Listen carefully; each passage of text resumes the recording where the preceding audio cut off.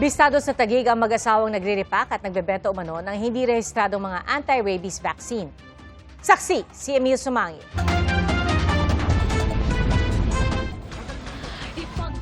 Sa loob ng halos isang taon, walang tigil na minanmanan ng resibo.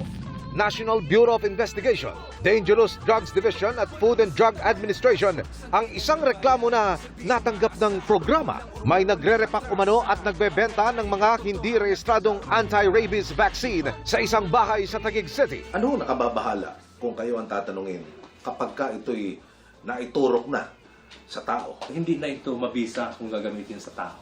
Aha. No? Maliban sa mislabeled ito, adulterated ito, it will pose a great or significant danger sa human health. March 19, sinalakay na ng mga otoridad at ng resibo ang target location para kumpirmahin ang iligal na pagawaan. NBI!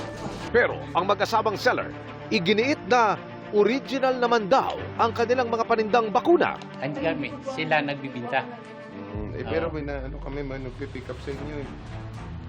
Sila din yung, Nagpipick up sa sila inyo din talaga ang mga Maabot pa nga kayo sa bangbang eh. Ay, hindi po. Wala po akong customer ng brand. Hindi po kayo. Wala po akong customer ng Saan ba galing yan? Sa India. Pinapa-repack po sa amin. Pero original po yan, hindi po yan fake. Natagpuan din ang iba pang mga klase ng gamot na posibleng pinepeke rin daw. Ayon pa sa mga otoridad, umabot na mahigit 30 million pesos ang halaga ng mga nasabat na pekeng bakuna. Biriin nyo kung makagat kayo ng aso. Walang epekto yung... Hindi nyo ba naisip yun? Nang mabisto, dinala na ang mag-asawa sa NBI Detention Facility sa Pasay City.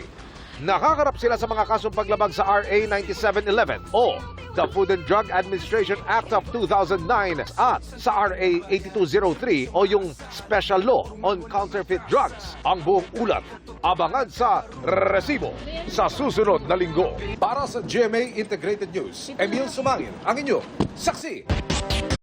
Mga kapuso, maging una sa Saksi. Mag-subscribe sa GMA Integrated News sa YouTube para sa iba't ibang balita.